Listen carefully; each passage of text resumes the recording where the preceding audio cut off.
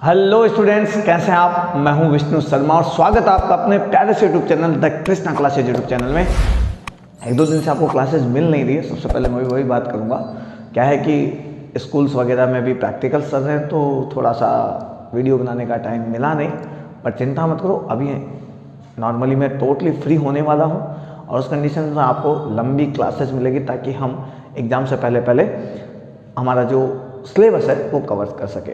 ठीक है, एनटीए का जेई मेंस का नोटिफिकेशन आ गया है। अप्रैल की 15-16 तारीख के आसपास इसके एग्ज़ाम स्टार्ट हो जाएंगे, यानी कुल मिलाकर आज के दिन से अप्रोक्सीमेटली हमारे पास 1.5 महीना है।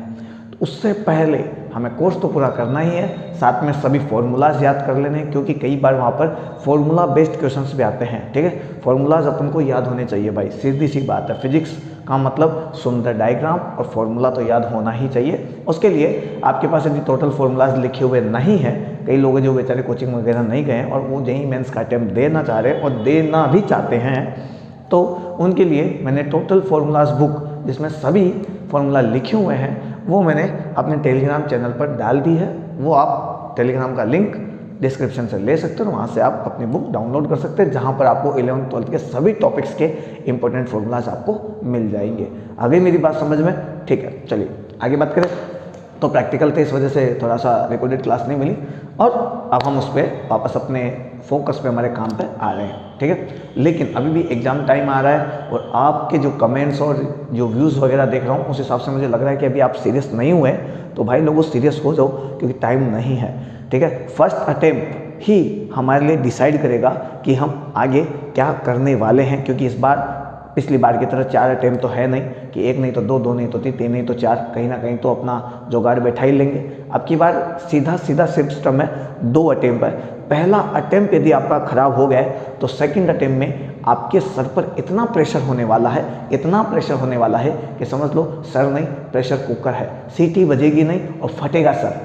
तो बेटर है कि हम तैयारी करें और पहले अटेम्प्ट में जितना अच्छा कर सकते हैं उतना अच्छा करें, ताकि फर्स्ट अटेम्प्ट में यदि थोड़ी बहुत जो गलतियां हमसे हुई है, मान लो हमारा सिलेक्शन नहीं हो रहा है या अच्छी परसेंटाइल नहीं बन रही है, तो जो कमियां हमारी रह गई है उन कमियों पर हम फोकस करके सुधार करके उस सेकंड अटेम्प्ट अच्छे से दे सके। अगर मेरी बात समझे तो जितना आप दम लगा सकते हो, जितनी ताकत झोंक सकते हो, फर्स्ट अटेम्प्ट में झोंक दो भाई। ठीक है, उसके बाद हमारे पास सेकंड अटेम्प्ट अपनी कमियां सुधारने के लिए और आगे बढ़ने के लिए रहेगा। उस समय हम ज़्यादा प्रेशर लेंगे तो हमारे हाथ से चांस चला जाएगा, क्योंकि जितना हम डरते हैं, जितना हम घबराते हैं, उतना ही हम अंडर कॉन्फिडेंस में होते हैं। ओवर कॉन्फिडेंस तो अलग बात है, अंडर कॉन्फिडेंस, कॉन्फिडेंट भी नहीं रहते, पूरा ही हालत खराब हो जाती है हमारी। उसके बाद में पेपर पूरा का पूरा खराब होने वाला है और होता ही है। कईयों के पर्सनल एक्सपीरियंस भी होंगे, मेरे भी है भाई, मैंने भी ऐसे बहुत सारी गलतियाँ की अपने एग्जाम टाइम में। ठीक है, तो वही मैं आपको कहना चाह रहा हूँ। तो आपके पास 1.5 महीना है, अभी इनफ टाइम है, पढ़ो, मन लगा के पढ़ो, मेहनत करो। ठीक है, सवाल पे सवाल निकाल डालो। ठीक है, फिजिक्स, केमिस्ट्री, मैथ्स तीनों के अंदर फाड़ना है, ये बात ध्यान रखना। ठीक है, इसके अलावा जो नीट वाले बच्चे हैं उनके लिए भी नोटिफिकेशन आने वाला है भाई। आपके एग्जाम अप्रोक्सीमेटली जून से जुलाई के आसपास होने वाले हैं। ठीक है, तो आप भी लग जाओ तैयारी में, क्योंकि आपको पता है नीट के लिए फिजिक्स वाले जो टॉपिक्स होते हैं वो बड़े कंफ्यूजेबल होते हैं। कई बच्चों के लिए तो ऐसा लगता है नीट के अंदर की फिजिक्स नहीं होती तो पता नहीं हम क्या क्या कर लेते हैं। तो भाई लोगों, आपके पास भी इनफ टाइम है, इतना इनफ टाइम है कि आप आसानी से अपना स्कोर अच्छा कर सकते हैं, अपना सिलेक्शन करवा सकते हैं।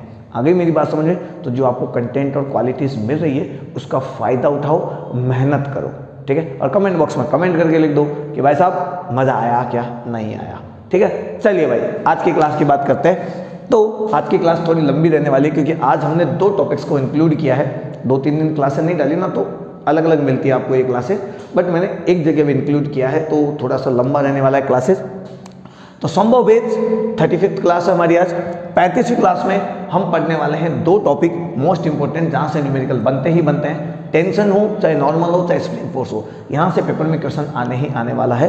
तो आज हम पढ़ेंगे नॉर्मल फोर्स और स्प्रिंग फोर्स के बारे में, और साथ ही साथ हम पढ़ेंगे इंपॉर्टेंट क्वेश्चंस। साथ ही इन पर जो प्रीवियस ईयर क्वेश्चंस आए हुए हैं उनको भी हम डिस्कस कर लेंगे। ठीक है, तो चलिए भाई अपनी क्लास आगे बढ़ाते हैं, फालतू की बातें नहीं करते हैं और अपने काम को आगे बढ़ाते हुए बस मेहनत करना चालू रखेंगे, ठीक है। तो सबसे पहले हम बात करते हैं नॉर्मल फोर्स की। नॉर्मल फोर्स हिंदी मीडियम वाले बच्चों के लिए मैं बता दूं, इसे अभिलंब बल भी कह सकते हैं, अभिलंब बल, या कई बार इसे प्रतिक्रिया बल भी कहा जाता है, प्रतिक्रिया बल। वैसे आप नॉर्मल फोर्स ज़्यादा अच्छा है, ठीक है। नॉर्मल फोर्स के बारे में क्या क्या होता है पहले ये पता कर लेते हैं। तो नॉर्मल फोर्स हमेशा पुशिंग टाइप का फोर्स है, यानी इसकी जो प्रवृत्ति होती है, इसका जो नेचर होता है, ये दूर धकेलने की होती है। दूर खिसकाना लिख देता हूं मैं, खिसकाने की प्रवृत्ति। ये लगता कहां पर है इसके बारे में बताऊंगा, लेकिन पहले ये तो पता लगे कि ये लगता कहां पर है। ये लगता है जब दो सरफेस आपस में कांटेक्ट में आते हैं, ठीक है। Acting perpendicular to the surface, ठीक है। किसी भी सरफेस के परपेंडिकुलर ये लगता है, ठीक है। चलिए ऐसे समझते हैं इसको, ये जमीन है या कोई भी एक सरफेस है, कोई फर्श है, तो कोई टेबल समझ लो, इसके ऊपर मैंने ये ब्लॉक रख दिया है, ठीक है। ये ब्लॉक रख दिया है, तो ये ब्लॉक और ये हमारी धरती माता है। ये बात हमने पहले भी बात की है, ठीक है। ये हमारी धरती माता है और ये मैंने टेबल रख दिया यहाँ पर। तो ये ब्लॉक के ऊपर एक फोर्स लगेगा mg, ये mg फोर्स ये धरती माता लगाएगी, ये mg फोर्स ये धरती माता लगाएगी। ब्लॉक भी इस एक्शन फोर्स के बदले रिएक्शन फोर्स लगाएगा और वो रिएक्शन फोर्स mg ही होगा, ये लो, वो mg ही होगा जो कि धरती माता पे लगने वाला है, ठीक है। लेकिन बात यह है कि धरती माता भारी है, इसे सहन कर सकती है इस फोर्स को, तो धरती माता यहाँ से खिसकेगी नहीं। ये ब्लॉक, यदि ये टेबल नहीं होती और ब्लॉक ऐसे हवा में होता, तो ये जो ब्लॉक है वो इस mg फोर्स को बैलेंस नहीं कर पाता, सहन नहीं कर पाता, होल्ड नहीं कर पाता, और इसकी वजह से ये ब्लॉक नीचे की ओर गिरना चालू हो जाता। यही वजह है कि जब हम, जैसे मैं हवा में हूँ, मैं भी धरती माता को ऊपर खींच रहा हूँ, धरती माता मुझे भी नीचे खींच रही है, लेकिन धरती माता इतना फोर्स जो मैं लगा रहा हूँ वो होल्ड कर सकती है, तो वो अपनी जगह से नहीं गिर सकती। लेकिन मैं वो फोर्स जो धरती माता लगा रही है वो होल्ड नहीं कर सकता, और इस वजह से मैं धरती माता की ओर खिंचा हुआ चला जाता हूँ। यही होता है जब एक एप्पल या सेब या बनाना, कुछ भी पत्थर, कुछ भी ऊपर से नीचे गिरता है। बॉल भी धरती माता को अट्रैक्ट कर रही होती है, फोर्स लगा रही होती है, लेकिन धरती माता के पास इतनी पावर है कि वो उस फोर्स को हैंडल कर सके, बट इस बॉल के पास इतनी पावर नहीं है कि इसे हैंडल कर सके। पावर मतलब जो हम नॉर्मली भाषा में बोलते हैं ना, वो पावर है, यानी तुम शक्ति पे ले जाओ, पावर यानी शक्ति, वर्क डिवाइड बाय टाइम, मैंने ऐसे ही बोला। इस बॉल की बस की नहीं है उतना फोर्स हैंडल करने की, और ये इस धरती माता की ओर खींची चली जाती है, ठीक है। चलिए तो थोड़ा सा आगे बढ़ते हैं। अब देखो, ये जो ब्लॉक है, ये एक फोर्स इस सरफेस पर भी लगाएगा, इस सरफेस पर भी, जिसे हम बोलेंगे नॉर्मल फोर्स। जब दो फोर्स आपस में संपर्क में आते हैं, कांटेक्ट में आते हैं, टच होते हैं, तो उन सरफेस के बीच में एक फोर्स लगने लग जाता है, ठीक है।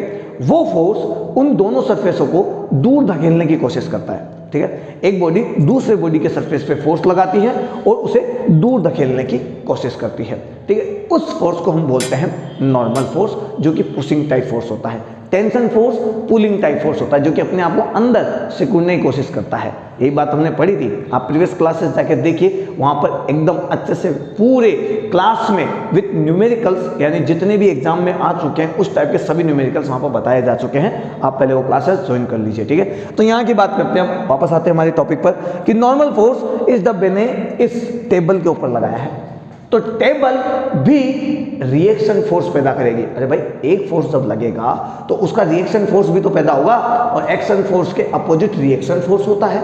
ये बात हमने Newton third law of motion में पढ़ी है। तो जब ये ब्लॉक इस टेबल के ऊपर फोर्स लगाएगा तो ये टेबल भी इस ब्लॉक के ऊपर वापस फोर्स लगाएगी। ये लीजिए, ये नॉर्मल फोर्स हो गया। तो इस सरफेस पर नॉर्मल फोर्स प्रोड्यूस होगा, और ये नॉर्मल फोर्स इन दोनों को दूर धकेलने की कोशिश करेगा, ठीक है। तो ब्लॉक टेबल पे लगाएगा, टेबल ब्लॉक पे लगाएगी। आ गई मेरी बात समझ में? क्लियर है? ठीक है। तो ये नॉर्मल फोर्स तब पैदा होता है जब दो सरफेस आपस में कांटेक्ट में होते हैं और ये force perpendicular to this surface होता है, पृष्ठ के लंबवत होता है, पृष्ठ के लंबवत होता है भाई, पृष्ठ के लंबवत, यहाँ पे लिख देता हूँ, पृष्ठ के लंबवत लगता है भाई, ये लंबवत लगता है, ठीक है। अब एक बात और, कहीं पर कॉर्नर्स आ जाए, कॉर्नर्स समझते हो ना, ऐसे जैसे ये सीढ़ी से बना दिया मैंने और यहाँ पर कॉर्नर्स बना दिया ऐसे करके, कहीं पर भी ऐसे कोई डब्बा टच कर दिया ऐसे करके, ऐसे करके, ऐसे ये कॉर्नर आ गया, ये लो डब्बा। तो नॉर्मल फोर्स इस केस में इस डब्बे के ऊपर इधर से लग सकता है, इधर से लग सकता है, बट ये जो कॉर्नर है वहाँ से नहीं लगेगा, कॉर्नर से नॉर्मल फोर्स नहीं लगेगा। तो मैं यहाँ पे लिख देता हूँ डज नॉट, अरे क्या हो गया रे, doesn't acting perpendicular to the corners, corners पे नहीं लगेगा, कॉर्नर्स के लंबवत नहीं लगेगा, ये बात ध्यान रखना, ठीक है। ये सरफेस के परपेंडिकुलर लगता है, कॉर्नर्स के परपेंडिकुलर नहीं लगता है, ठीक है। नॉर्मल फोर्स के बारे में इतनी बातें यदि आपने जान ली तो फटाक से आप इसके न्यूमेरिकल्स कर देंगे। चलिए तो न्यूमेरिकल्स पर आते हैं, ठीक है। फिर नॉर्मल फोर्स कहाँ काम आता है, कईयों के बारे में जिन्होंने नहीं पढ़ा है, कईयों ने नॉर्मल फोर्स के बारे में उनको लगेगा ये काम कहाँ आता है, हमने 11th में भी पढ़ा था, ड्रॉपर बेस में भी पढ़ रहे हैं, बट किसी ने बताया नहीं, तो आज उसके बारे में भी हम बात करेंगे, ठीक है। चलिए तो मैं सिंपली आपको नॉर्मल फोर्स के बारे में बात करता हूँ। पहले देखो, ये एक डब्बा है, इस डब्बे के ऊपर कौन कौन से फोर्स लग रहे हैं। कभी भी आप जब फ्री बॉडी डायग्राम बनाते हैं, फ्री बॉडी डायग्राम बनाते हैं तो उसके अंदर उन फोर्सेस को लिखते हैं जो लग रहे हैं, जो लग रहे हैं, किसी बॉडी पर जो फोर्स एक्ट कर रहे हैं। इक्विलिब्रियम ऑफ फोर्सेस में क्या होता है, जब किसी बॉडी के ऊपर सभी साइड से फोर्स लग रहे होंगे और यदि वो बॉडी रेस्ट पे है तो इसका मतलब है सभी फोर्सेस का वेक्टर सम, सभी बलों का सदिश योग 0 होता है, ठीक है। इधर वाले फोर्सेस को कैंसिल कर चुके होते हैं, इधर वाले फोर्सेस को कैंसिल कर चुके होते हैं, ऊपर वाले फोर्सेस नीचे वाले फोर्सेस को कैंसिल कर चुके होते हैं, और अपना जो भी ऑब्जेक्ट है, जो बॉडी है, वो रेस्ट कंडीशन में रहती है, ठीक है। चलिए, यदि वो रेस्ट कंडीशन में नहीं है तो इसका मतलब है सभी फोर्सेस मिलाकर 0 नहीं हुए, कोई ना कोई फोर्स रह गया है, यानी नेट फोर्स अभी उसके पास है, और उस नेट फोर्स की वजह से उस ऑब्जेक्ट के अंदर त्वरण आ गया है, एक्सेलरेशन आ गया है, और उस नेट फोर्स की वजह से वो बॉडी ने मोशन करना चालू कर दिया। ऐसा खेल हमने टेंशन वाले जो क्लास थी, जो जस्ट प्रीवियस क्लास थी, उसमें हमने पढ़ा था। आज भी ऐसी बातें करेंगे लेकिन थोड़ा रुक के करेंगे, ठीक है। अभी देखो, जो बच्चों को बहुत ज़्यादा कंफ्यूजन होता है जिस बारे में, वो बात करते हैं। इस ब्लॉक के ऊपर फोर्स लग रहा है mg, यानी इसका ग्रेविटेशन फोर्स बोलो, वेट बोलो, mg लग रहा है नीचे, ठीक है। दूसरी बात, ये जो सरफेस है, ये जो भी सरफेस है, इस ब्लॉक के ऊपर नॉर्मल फोर्स लगा रही है, ये लो ऊपर की ओर दिखा दिया मैंने, कौन सा फोर्स लग रहा है, नॉर्मल फोर्स लग रहा है। यदि मैं कहूँ कि ये बैलेंस कंडीशन में है, इक्विलिब्रियम कंडीशन में है, तो मैं लिखूंगा n = mg, ठीक है। अब डाउट कहाँ आता है, बहुत सारे स्टूडेंट्स को ये लगता है हमेशा के लिए कि जो n है ये mg की वजह से पैदा हुआ है। नहीं बाबा नहीं, अभी मैंने क्या बताया था, mg की वजह से mg पैदा होता है, नॉर्मल की वजह से नॉर्मल पैदा होता है, टेंशन की वजह से टेंशन पैदा होता है। ये बात मैंने प्रीवियस क्लास में बताई थी कि action reaction force same nature के होते हैं। ऐसा नहीं है कि ग्रेविटेशन फोर्स की वजह से नॉर्मल फोर्स पैदा हो जाए, ग्रेविटेशन फोर्स की वजह से टेंशन फोर्स पैदा हो जाए, या कोई और फोर्स आ जाए, ऐसा नहीं होता। एक्शन रिएक्शन फोर्स, ठीक है, action reaction force same polarity के होते हैं। यदि मैं आपके ऊपर टेंशन फोर्स लगाऊंगा तो सामने से भी टेंशन फोर्स ही पैदा होगा। मैं आपके ऊपर वेट वाला फोर्स लगाऊंगा, ग्रेविटेशनल फोर्स लगाऊंगा, तो सामने से आप जो मेरे ऊपर लगाओगे वो भी ग्रेविटेशन फोर्स ही होगा। नेचर सबका सेम होगा, ठीक है, नेचर सबका सेम होगा, यानी जो एक्शन का होगा वही रिएक्शन का होगा, ठीक है। ये बात मैं कहना चाह रहा हूँ। तो यहाँ पर जो लोग ये सोचते हैं कि ये नॉर्मल इस mg की वजह से पैदा हुआ है, ये नहीं है। असलियत में ये mg की वजह से जो दूसरा mg है वो धरती माता पे लग रहा है। चूंकि मैंने इस डायग्राम में धरती माता को शो नहीं किया है तो उसका कोई मतलब भी नहीं। यदि मैं धरती माता को शो करता, फ्री बॉडी डायग्राम यदि मैं धरती माता का बनाता, तो mg फोर्स धरती माता के ऊपर लगा हुआ दिखाता तुम्हें, ठीक है। दूसरी बात, ये जो नॉर्मल फोर्स पैदा हुआ है ये डब्बे ने इस टेबल के ऊपर लगाया, इस फर्श के ऊपर लगाया, टेबल बोलो फर्श बोलो कुछ भी बोल लो, टेबल या फर्श के ऊपर लगाया है, तो इस फर्श ने वापस लगाया है, यानी इस ब्लॉक ने इस फर्श के ऊपर नॉर्मल फोर्स लगाया है, तो फर्श ने भी रिएक्शन के तौर पे नॉर्मल फोर्स वापस लगा दिया है। चूंकि हमें डायग्राम में केवल वो फोर्स शो करने होते हैं जो बॉडी के ऊपर लग रहे हैं, बॉडी लगा रही है वो नहीं शो करते, बॉडी पर लग रहे हैं वो शो करना है। तो ये तो बॉडी लगा रही थी, इसलिए हम इनको शो नहीं करते हैं और हम फिर बैलेंस कंडीशन में n बराबर mg कह देते हैं।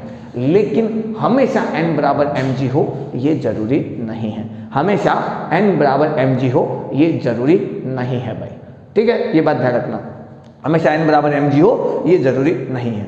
चलिए एक सवाल बताते हैं आपको, ठीक है। देखिए मेरे पास ये डब्बा है, ये आपका सरफेस है, ठीक है, कोई ना कोई सरफेस होगा। ये 2 किलो का डब्बा है, ठीक है।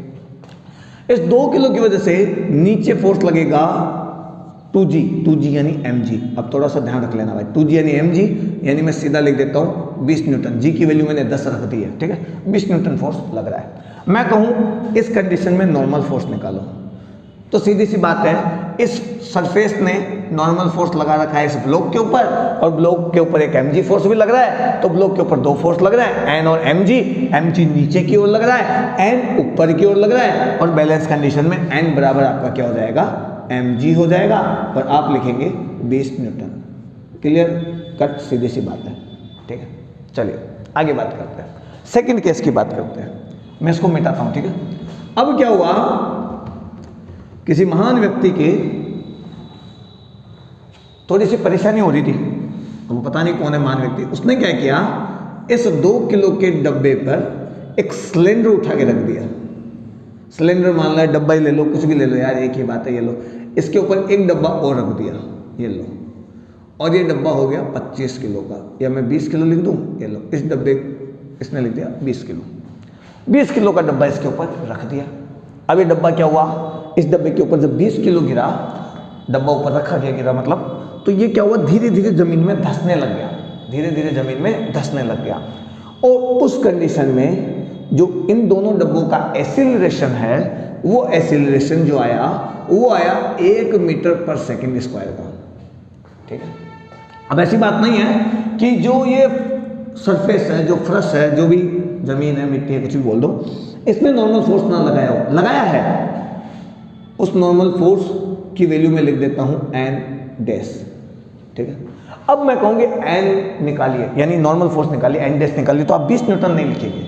अब क्या होगा देखो, तो इधर से ध्यान से देखूं, इधर से लगा, इन दोनों का mg एक साथ ही लिख देता हूं ना मैं, ये लो, इन दोनों का mg देखा जाए तो ये लग गया आपके पास 22 किलो इंटू g, यानी मैं लिखूंगा 220 न्यूटन, भाई mg है ना, m इंटू जी, ठीक है भाई। अब देखो टोटल फोर्स, नेट फोर्स 0 नहीं है, क्योंकि इसके पास एक्सीलरेशन है, तो नेट फोर्स कितना होगा, तो हम लिखेंगे F नेट।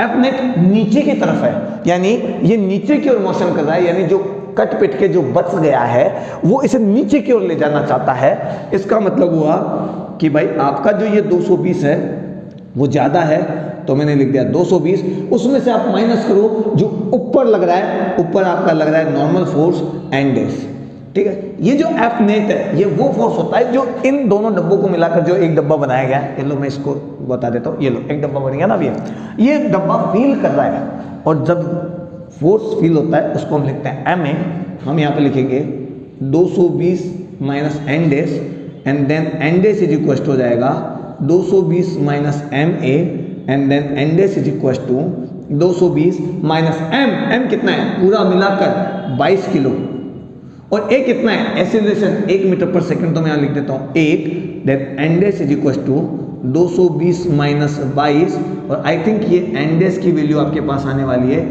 198 Newton 198 Newton. तो देखो एक डब्बा जब नॉर्मल कंडीशन में था, सिंपल रखा हुआ था, इसके ऊपर कुछ भी नहीं था, ये रेस्ट कंडीशन में था, तो n बराबर mg था, लेकिन इसके ऊपर कुछ और मास रखने से ये एक्सेलरेट हो गया, मोशन करने लग गया, इसका F नेट 0 नहीं हुआ, ये रेस्ट कंडीशन में नहीं हुआ और ये मोशन में आ गया, और उस कंडीशन में नॉर्मल फोर्स 198 न्यूटन हो गया। यानी नॉर्मल फोर्स भी बदलता है, नॉर्मल फोर्स ऑल टाइम कभी भी mg के इक्वल नहीं होता। यदि यहाँ पर mg के इक्वल होता तो नॉर्मल फोर्स 220 न्यूटन होता। हाँ, कोई ज़रूरी नहीं है कि रेस्ट कंडीशन में भी नॉर्मल फोर्स mg के इक्वल हो सकता है कोई और फोर्स ऐसा हो जो बैलेंस बना के रख रहा हो, ठीक है। तो जरूरी नहीं है कि n हमेशा ही mg के बराबर हो, चाहे वो रेस्ट कंडीशन हो चाहे वो मोशन वाली कंडीशन हो। डिपेंड करता है कि कौन कौन से फोर्स उस ऑब्जेक्ट पर, उस वस्तु पर लग रहे हैं और किस किस डायरेक्शन में लग रहे हैं, ठीक है। समझ में आया? चलिए, ठीक है। अब नॉर्मल फोर्स के जो ज़्यादा फेमस सवाल है वो है ब्लॉक सिस्टम, है ना, डब्बे वाले सवाल, वो है डब्बे वाले सवाल। तो मैं आपको डब्बे वाले सवाल भी करवा देता हूँ भाई फटाक से। चलिए भाई आ जाओ। सबसे पहले ये तो था वर्टिकल मोशन में। अब हम थोड़ी सी बात कर ले, जब दो या दो से ज़्यादा डब्बे अटैच्ड हो, है ना, कनेक्टेड बॉडी जिन्हें हम बोल सकते हैं, अटैच हो तो क्या करें, ठीक है। चलिए, तो जब दो बॉडीज इस तरीके से कनेक्ट होती है तो हम किस टाइप से सवाल को सॉल्व कर सकते हैं? सिंपल सी बात है। तो मैं इसका मास ले लेता हूँ m, इसका मास ले लेता हूँ 2 यानी 1 किलो ले लेता हूँ ना यार, इसका मास ले लेता हूँ 1 किलो, इस डब्बे का मास ले लेता हूँ मैं 2 किलो। सिंपल सी बात है, ठीक।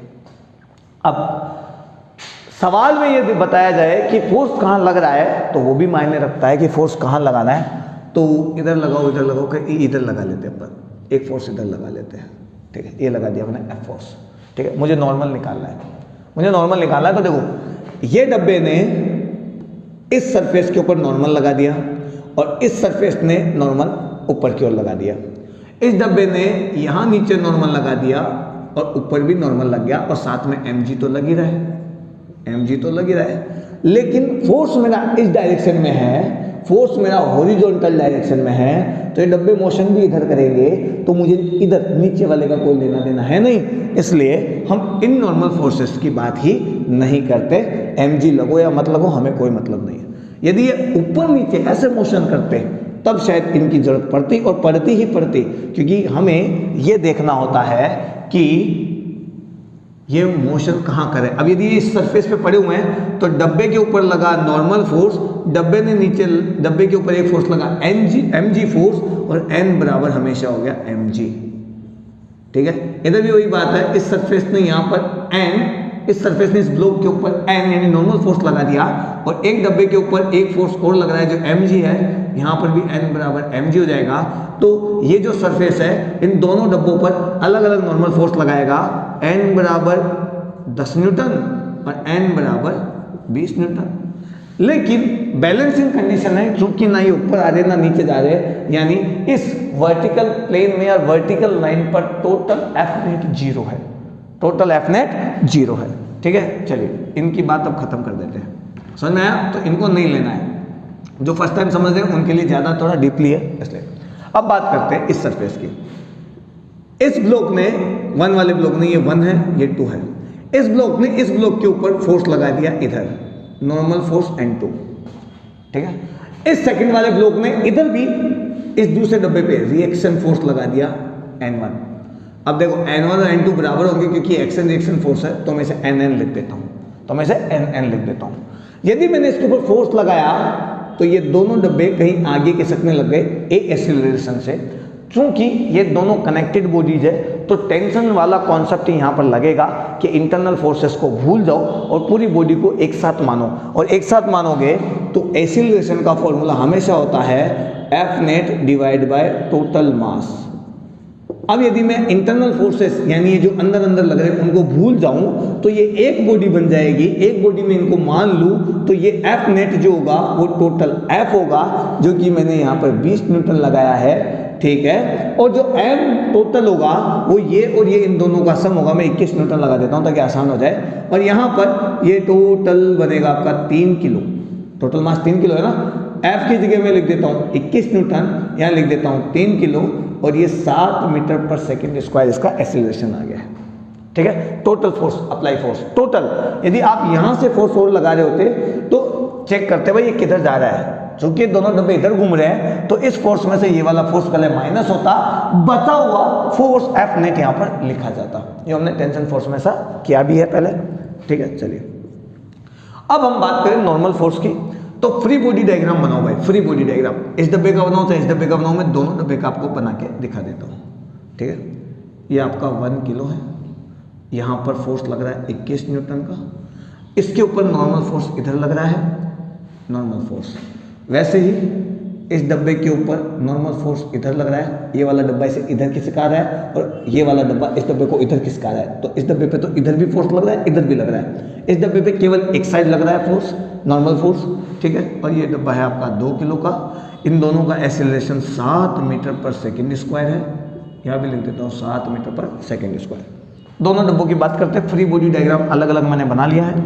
पहले इसकी बात करें, ये आगे खिसक रहा है, तो देखो 21 न्यूटन माइनस, अब यहां से देखना 21 में से ये n तो माइनस करना पड़ेगा, जो बचा हुआ फोर्स है वो इसे आगे किसका आ रहा है, वो फोर्स हो जाएगा ma। तो 21 माइनस n मुझे पता नहीं, लेकिन m मुझे पता है 1 किलो, और यहाँ पे मैं लिख देता हूँ 7। तो 21 माइनस इसको मैं इधर उठा लाता हूँ, ये हो जाएगा माइनस का, यहाँ पे लिख दूंगा n, और ये हो जाएगा 14 न्यूटन। ये लो 14 न्यूटन, 21 में 7 गया 14 न्यूटन, तो नॉर्मल आपके पास आ गया 14 न्यूटन। कितना आ गया 14 न्यूटन, ठीक है। इस डब्बे से निकालना चाहो तो इस डब्बे पे केवल एक ही फोर्स काम करा है, n नॉर्मल फोर्स, जो इस डब्बे ने इसको लगाया था दूर खिसकाने के लिए, और वही दूर खिसकाने वाला फोर्स इसे आगे लेकर जा रहा है। यानी ये जो एक्सीलरेशन आया है ये इस नॉर्मल फोर्स की वजह से ही आया है। तो n बराबर ma, तो m कितना है आपका 2 किलो, एक्सीलरेशन आपका 7 है, तो n इक्वल टू आ गया 14 न्यूटन। ये देखोगे आप इधर से निकाल लो, इधर से निकाल लो, ये रहा, आसानी से निकाल सकते हो आप, दोनों सेम ही आने वाला है, ठीक है। चलिए समझ में आया, ठीक है। और जो थोड़ी ज़्यादा फेमस है नीट में, ये एयरफोर्स लेवल तक के हैं, बट नीट में IIT में कभी कभी ज़्यादा हाई लेवल सवाल आते हैं, तो उसमें 3 ब्लॉक सिस्टम आता है, ठीक है। तो वो और पढ़ लेते हैं। फ़ोन बज गया है, चेक करते देखिए किसका फ़ोन आया है।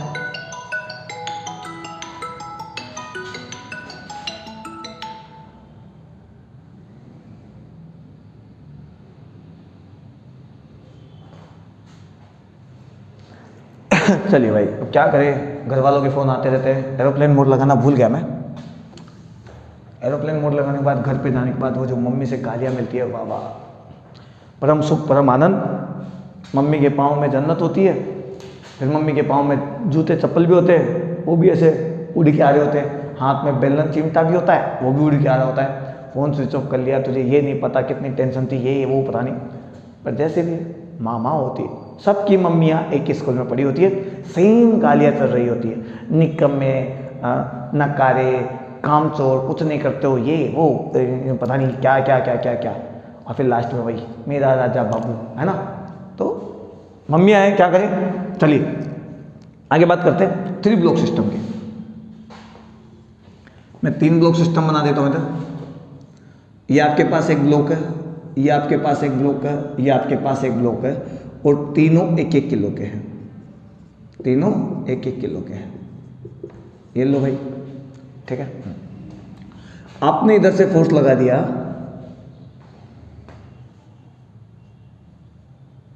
18 न्यूटन का।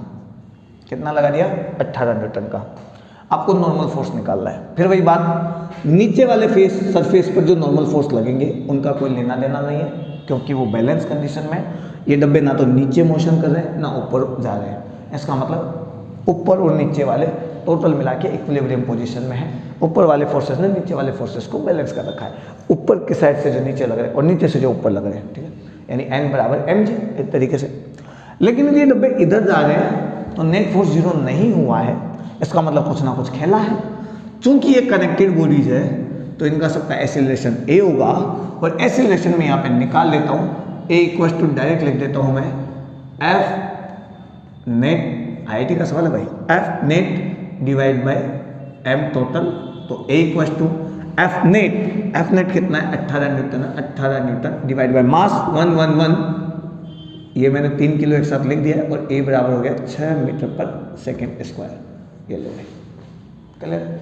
अब हमें नॉर्मल फोर्स लाना है, ठीक है।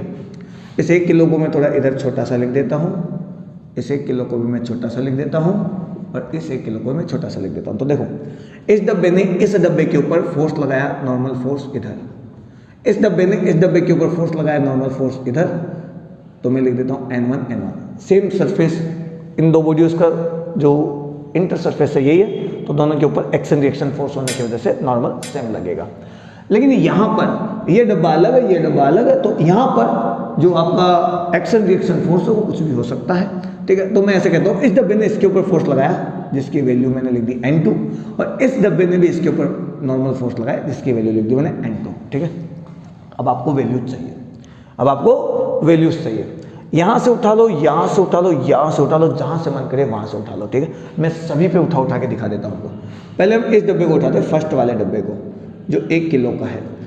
इस डब्बे के ऊपर पड़ोसी वाले डब्बे ने अंदर के साइड फोर्स लगाया है, यानी नॉर्मल फोर्स आपका इधर आया है, और इधर हमने इसके ऊपर 18 न्यूटन अप्लाई कर रखा है, और फिर भी इसका एक्सीलरेशन इस साइड में है, और एक्सीलरेशन की वैल्यू 6 मीटर पर सेकेंड स्क्वायर है। तो हम यहाँ पे लिखेंगे 18 न्यूटन में से N1 माइनस हो जाएगा, और जो बचेगा वो फोर्स, नेट फोर्स जो बचेगा 18 में से N1 को माइनस करो, बचा हुआ फोर्स इसे आगे लेकर जाएगा, आगे लेके जाएगा, इसे आगे लेके जाएगा, और कितने एक्सीलरेशन से लेके जाएगा? 6 मीटर पर सेकेंड स्क्वायर के एक्सीलरेशन से लेके जाएगा। तो मैं यहाँ पे लिख देता हूँ MA, सीधी सी बात है, 18 minus N1 equal to M कितना है? 1 किलो है, एक्सीलरेशन आपका 6 है, तो 18 माइनस ये 6 इधर आ जाएंगे, N1 इधर चला जाएगा, और ये हो जाएगा 12 न्यूटन।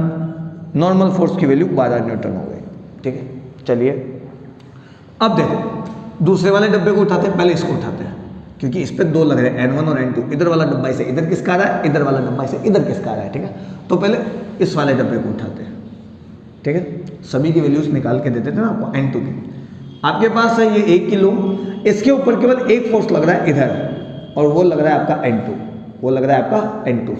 इस डब्बे ने इस डब्बे को दूर धकेला है, और उसकी वजह से डब्बा आगे की ओर किसका है? A एक्सीलरेशन से, और एक्सीलरेशन की वैल्यू है 6 मीटर पर सेकेंड स्क्वायर। तो ध्यान से देखना भाई, यहाँ पर यदि आप ध्यान से देखेंगे तो जो N2 है वही MA की तरह काम करेगा, यानी यही फोर्स इसे फील होगा, इसी की वजह से ये एक्सीलरेट होगा।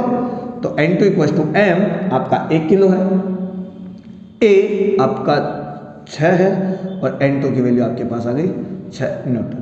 ये लो भाई, आप चाहो तो दूसरे वाले डब्बे से भी N2 की वैल्यू निकाल सकते हैं। कैसे निकालेंगे?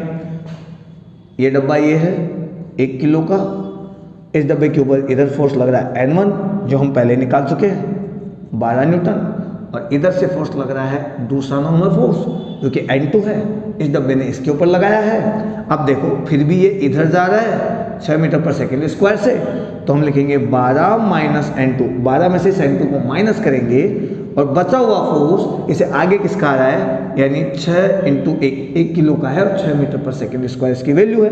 तो 12 ये इधर आएगा माइनस का 6, हम लिखेंगे N2, और ये हो जाएगा 6 न्यूटन, किसकी वैल्यू हो जाएगी? N2 की वैल्यू हो जाएगी भाई। ये लो देखो भाई, N2 की वैल्यू सेम आई है। तो इस तरीके से 2 block system, 3 block system, 4 block system, 5 block system, कोई भी ब्लॉक सिस्टम हो, आप आसानी से सवालों को सॉल्व कर सकते हैं, ठीक है। समझ में आ गया होगा मेरे हिसाब से, ठीक है। अब थोड़ा आगे बढ़ते हैं, क्लास लंबी होने वाली है, बोर नहीं होना है, क्योंकि क्लास लंबी नहीं खींचेंगे तो कोर्स पूरा नहीं होगा। और संभव बेच में यदि आपको अपनी लाइफ का ड्रीम संभव बनाना है तो आपको भाई साहब पूरा पढ़ना पड़ेगा, मेहनत करनी पड़ेगी। अब देखो अपने पास स्मार्ट बोर्ड है नहीं जहाँ पर हम खूब सारे सवालों को भी ला सके, हमारे पास इस तरह का नॉर्मल बोर्ड है, समझ रहे हो। तो जो एग्जाम टाइम में अधिकतर बार क्वेश्चंस बनते रहते हैं, उन क्वेश्चंस के ऊपर, उन पैटर्न्स के ऊपर हम डिस्कस करते हैं। ऐसा नहीं है कि केवल यही आएगा, लेकिन जो भी आएगा उनमें हमारा कॉन्सेप्ट काम जरूर आएगा, ये 100% फिक्स है। तो कॉन्सेप्ट को, मंत्रास यानी सुपर स्पेशल कॉन्सेप्ट जो मैं अधिकतर क्लासेस में आपको देता हूँ, डायरेक्ट फॉर्मूलाज के तौर पे, डायरेक्ट किसी कॉन्सेप्ट के तौर पे, ताकि आपका न्यूमेरिकल चुटकियों में सॉल्व हो जाए। उन पर फोकस करिए, पढ़िए, मेहनत करिए, प्रैक्टिस करिए, क्योंकि फिजिक्स पढ़ने से आती है, उससे ज़्यादा करने से आती है, ठीक है। तो आपको प्रैक्टिस तो करनी पड़ेगी भाई, करनी पड़ेगी, ठीक है। चलिए हम एक सवाल करते हैं वेट मशीन का।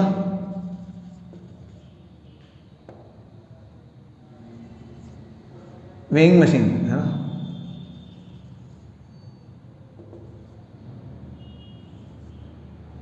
ठीक है। वेइंग मशीन की बात करते हैं। वेइंग मशीन वेट नापने वाली मशीन, वेट नापने वाली जो वेट नापती है, ठीक है। चलो इसकी भी कहानी पढ़ते हैं। वेट नापने वाली मशीन करती क्या है? देखो ये आपकी वेट नापने वाली मशीन है, कुछ ऐसी होती है, कुछ ऐसी, ऐसी कुछ ऐसी। यहाँ पे कोई मीटर वीटर या रीडिंग लगी होती है 60, 50, 40 ऐसे कुछ करके, ठीक है। यहाँ पे आपने एक आदमी को खड़ा कर दिया है, ये लो। तो ये जो आदमी है, इस आदमी का mg लगता है नीचे, इस आदमी का mg लगता है नीचे, लेकिन ये वेट मशीन इस mg को नहीं नापती। तो किसको नापती है? वेट मशीन इस आदमी से लगने वाले नॉर्मल फोर्स को नापती है। इस आदमी ने इस वेट मशीन के ऊपर जो फोर्स लगाया नॉर्मल, ये उसको नापते हैं। आप कहेंगे सर ऐसा क्यों, हम तो वेट नापने की बात कर रहे हैं, आप तो ना नॉर्मल की बात कर रहे हो। अरे भाई लोगों, इस आदमी के ऊपर ये जो mg फोर्स लगाया है, इस मशीन ने नहीं लगाया है। किसने लगाया? इस मशीन के नीचे जो धरती माता है ना, उसने लगाया। तो इस आदमी ने भी mg फोर्स इस धरती माता के ऊपर लगाया, एक्सेलरेशन फोर्स। तो मशीन का तो कोई काम ही नहीं। मशीन उस फोर्स को रीड करती है जो आदमी उस मशीन पे लगाता है, और आदमी इस मशीन के ऊपर नॉर्मल फोर्स लगाता है, तो ये मशीन भी उस नॉर्मल फोर्स को रीड करती है। और जो रीडिंग देती है, रीडिंग देती है, हम तो किलो में लेते हैं ना रीडिंग, तो वो जो रीडिंग देती है वो देती है normal force, normal force divide by g, normal force divide by g. अब हमें पता है कि इस मशीन ने भी इसके ऊपर नॉर्मल फोर्स लगा रखा है, एक्शन रिएक्शन फोर्स है, ये लो भाई। और इस आदमी को नॉर्मल कंडीशन में जब हम मशीन पे ऐसे खड़े हो जाते हैं, एकदम ऐसे ऐसे, एकदम ऐसे तन के ऐसे ऐसे, तो उस कंडीशन में नॉर्मल फोर्स इक्वल टू हो जाता है mg, और उस कंडीशन में जो आप m लिखते हो वो होता है m डिवाइड बाय g, जो कि हमारा फॉर्मूला है, ठीक है। चलिए, बट ये तब होगा जब n बराबर mg होगा, तो आपको एक्यूरेट जो भी आपका किलो के हिसाब से जो भी है आप नाप लोगे। मैं 10 किलो का हूँ, 20 किलो का हूँ, 30 किलो का हूँ, ऐसे। लेकिन कंडीशन जब बदल जाती है, जब g की वैल्यू बदलती हो। अब यहाँ पर तो कोई g का खेल हम खेल ही नहीं रहे, ठीक है, तो इसे छोड़ते हैं। जब कोई और फोर्स इस तरीके से काम कर रहा हो जो इस नॉर्मल फोर्स को बदल दे, जो इस नॉर्मल फोर्स को बदल दे। अब आप कहेंगे सर कैसे? नॉर्मल फोर्स हमेशा mg नहीं होता, ये बात हम पहले कर चुके हैं। नॉर्मल फोर्स डिपेंड करता है कि जो फोर्स आपके ऊपर लग रहे हैं वो नॉर्मल और mg के अलावा उन्हीं के डायरेक्शन में, उनके अपोजिट लग रहे हैं, और वो mg या n को बैलेंस करने में अपना कोई ना कोई योगदान दे रहे हैं। यदि वो दे रहे हैं तो आपका नॉर्मल फोर्स mg के बराबर नहीं होगा, और कोई भी फोर्स नहीं है तो n बराबर mg होगा। आप नहीं समझे ना? अभी समझाता हूँ, देखो, ठीक है। चलिए, तो इस आदमी की बात करते हैं, इस आदमी की बात करते हैं, और ये आदमी 60 किलो का है फिलहाल। आदमी कितने का है? 60 किलो का है। और इस कंडीशन में, इस कंडीशन में आप ध्यान दो, नॉर्मल बराबर mg हो जाता है, क्योंकि अभी इसके ऊपर कोई फोर्स नहीं लग रहा है, और m बराबर जिसका मास है वो m बराबर g हो जाएगा। यानी ये जो रीडिंग देगा, इसको मैं रीडिंग लिखूं, ये जो रीडिंग देगा वो देगा नॉर्मल फोर्स में g डिवाइड देने पर। n बराबर mg होने से हमें एक चीज़ पता लग गई, ये 60 किलो का है तो mg इसका हो जाएगा 600 न्यूटन, तो नॉर्मल फोर्स भी हो जाएगा 600 न्यूटन डिवाइड बाय g यानी 10, और ये रीडिंग में दे देगा 60 किलो, यानी 60 किलो के आदमी की रीडिंग 60 किलो आएगी। सिंपल सी बात है, कोई दिक्कत नहीं है। चलिए आगे बात करते हैं। अभी थोड़ा सा आगे बढ़ाते हैं सवाल को, ठीक है, इस कॉन्सेप्ट को भी आगे बढ़ाते हैं। अब हमने क्या किया, इस आदमी को 60 किलो का है ये, वापस यहां पे बात करते हैं।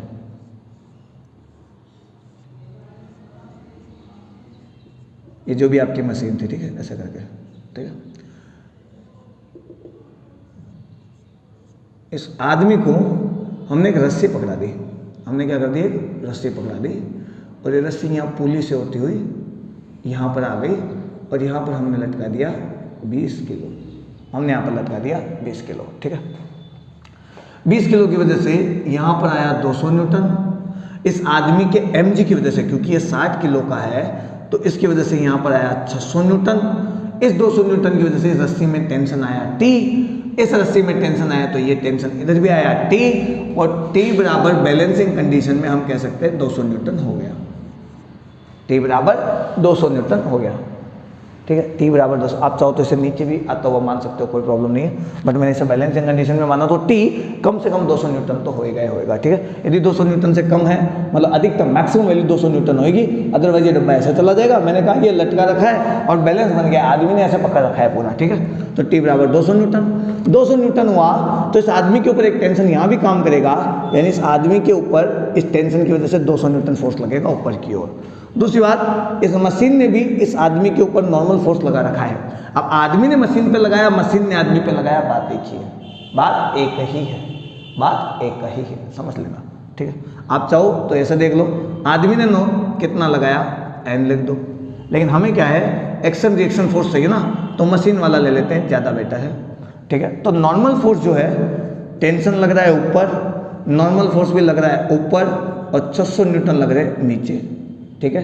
तो नॉर्मल फोर्स एक्यूरेटली कितना होगा, 600 माइनस 200, और नॉर्मल फोर्स हो जाएगा 400 न्यूटन, ठीक है। लेकिन इसकी जो रीडिंग है,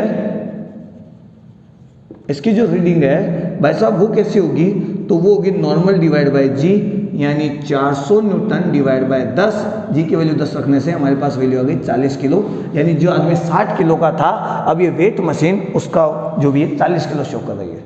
नॉर्मल भाषा में तो हम वेट ही बोलते हैं, ये 60 किलो के आदमी का वजन 40 किलो शो हो रहा है, क्योंकि नॉर्मल फोर्स mg के बराबर नहीं है, नॉर्मल फोर्स यहाँ पर है। अब आप कहेंगे सर मशीन वाला क्यों लिया, आदमी वाला ले लो, तो आप ऐसे भी ले सकते हो, 200 न्यूटन आदमी के ऊपर लग रहा है, नॉर्मल फोर्स यहाँ लग रहा है, और 600 जमीन पे लग रहा है, और इधर आओगे तो n बराबर ऑटोमेटिक माइनस का 400 हो जाएगा।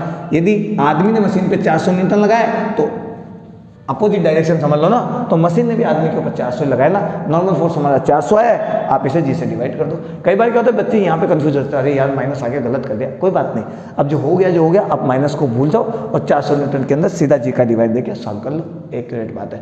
क्योंकि आदमी जितना नॉर्मल इस मशीन पे लगाता है उतना ही नॉर्मल मशीन आदमी के ऊपर भी लगाती है, तो बात बराबर सी पड़ेगी, ठीक है। तो सोचो जब इस आदमी के ऊपर केवल एक फोर्स काम कर रहा था mg, तब हमारा 60 किलो की रीडिंग दे रही थी, जो कि हमारी एक्यूरेट रीडिंग आ रही थी, बट जब टेंशन फोर्स लगा दिया तो उसकी वजह से रीडिंग बदल गई और अब आदमी 40 किलो का हो गया। तो क्या आदमी हल्का हो गया, हल्का, अरे हल्का, अरे मतलब लाइट, हल्का मतलब ये नहीं सुबह उठ के डब्बा लेके हल्का होने जा रहे ऐसा, अरे स्वच्छ भारत अभियान का टाइम अभी तो वैसे, ठीक है। तो ऐसा नहीं है, आदमी हल्का नहीं हुआ है, आदमी ने अपने ऊपर इतने फोर्स लगवा रखे हैं कि नॉर्मल फोर्स की वैल्यू चेंज हो गई और mg बराबर नॉर्मल नहीं रहा है, तो नॉर्मल mg से कम हो गया है, उसकी वजह से रीडिंग कम हो गई है, ठीक है, ये बात है। तो वेट मशीन के सवाल यहाँ से देख लेगा भाई, इस तरफ से सवाल आएंगे और आपको सॉल्व करने पड़ेंगे, बस थोड़ा सा आपको ये ध्यान रखना पड़ेगा क्या इसमें सही है क्या इसमें गलत है, ठीक है भाई लोगों। चलिए भाई, ये हो गया हमारा नॉर्मल फोर्स का खेल। नेक्स्ट बात करते हैं अब, तो देखो नॉर्मल फोर्स का हमने नेचर पढ़ा, नॉर्मल फोर्स होता क्या है, फिर उसके बाद में हमने पढ़ा कि नॉर्मल फोर्स लगता कैसे है, किस जगह लगेगा किस जगह नहीं लगेगा, नॉर्मल फोर्स mg के बराबर होगा या नहीं होगा, किस केस में नॉर्मल फोर्स की वैल्यू कैसे निकालनी है। साथ में हमने पढ़ा 2 block system, 3 block system, 4 block system, 5 block system, आप वैसे ही पढ़ सकते हैं, ठीक है। चलिए भाई, अब आज पढ़ेंगे नेक्स्ट टॉपिक, हमारा क्लास बहुत लंबी हो जाएगी इसलिए स्प्रिंग फोर्सेस। स्प्रिंग फोर्स ये बड़ा कॉम्प्लिकेटेड सा फोर्स है, ये बड़ा कॉम्प्लिकेटेड सा फोर्स है, तो स्प्रिंग फोर्स के बारे में हमें पूरे पहले ढंग से जानना पड़ेगा, क्योंकि आज यदि हम स्प्रिंग फोर्स के बारे में ढंग से पढ़ेंगे तो तुमने देखा हो कबड्डी वाला आता है कैसा स्प्रिंग वाला लेके, उसके ऐसे नीचे हुक लगा होता है, उसमें वो क्या करता है कोई भी रद्दी वद्दी ऐसे टांगता है तो वो ऐसे खिंच जाती है स्प्रिंग और वो बता देता है कितने किलो रद्दी है, ठीक है। एक तो उस टाइप के सवाल हम पढ़ पाएंगे, जो कि फेमस सवाल अधिकतर बार एयरफोर्स ने भी बहुत एनडीए तक में वो सवाल आ रखे हैं, नीट IIT में भी आ रखा है वो सवाल, ठीक है, उस सवाल पे चर्चा करेंगे। इसके अलावा जो स्प्रिंग फोर्स है उसके बारे में जानना इसलिए भी ज़रूरी है क्योंकि पुलिस वगैरह में या फिर जो ओसिलेशन है वहाँ पर भी स्प्रिंग फोर्स मायने रखता है, ठीक है, क्योंकि वहाँ पे भी ऑसिलेशन में हम स्प्रिंग ऑसिलेट करेगी, टाइम पीरियड निकालेंगे, ये सब हम पढ़ने वाले हैं। ठीक है, तो स्प्रिंग फोर्स के बारे में आप पहले जानो, इसका नेचर क्या होता है। ठीक है, तो देखो हमने पढ़ा कि जो नॉर्मल फोर्स और जो टेंशन फोर्स होता है वो एक तरीके से हम इंटरनल फोर्सेस के बिहेव की तरह समझ सकते हैं, और उसकी वजह से हम क्या करते हैं, उन फोर्सेस को नेगलेक्ट करके टोटल एक्सीलरेशन निकाल लेते हैं, क्योंकि वो दोनों एंड्स पर या एक्शन रिएक्शन के तौर पर जो पैदा होते हैं वो सेम नेचर के होते हैं। ठीक है, इधर से जितना लगा इधर से जितना लगा उस टाइप से। ठीक है, दोनों साइड से पुलिंग फोर्स होंगे या दोनों साइड से पुशिंग फोर्स होंगे। ठीक है, जैसे टेंशन या तो दोनों साइड से पुलिंग की तरह आता है, और नॉर्मल दोनों दो फोर्सेस होते हैं ना, एक्शन रिएक्शन, दोनों ही दूर भागने की कोशिश करते हैं। बट बात यहाँ पर कुछ और है। अब यहाँ पर वो बात क्या है, स्प्रिंग फोर्सेस की पहली बात यह है कि ये both pulling and pushing nature रखता है। ये पुलिंग एंड पुशिंग नेचर रखता है। जरूरी नहीं है कि आप स्प्रिंग, मान लो ये मैं स्प्रिंग हूं, मेरा एक एंड इधर खींच रहा हो तो दूसरा एंड भी ऐसे ही आए। अब ध्यान से देखो, इधर फोर्स यदि मुझे खींचेगा, इधर मुझे फोर्स यदि खींचेगा तो मैं अपने आप को सिकुड़ने की कोशिश करूंगा।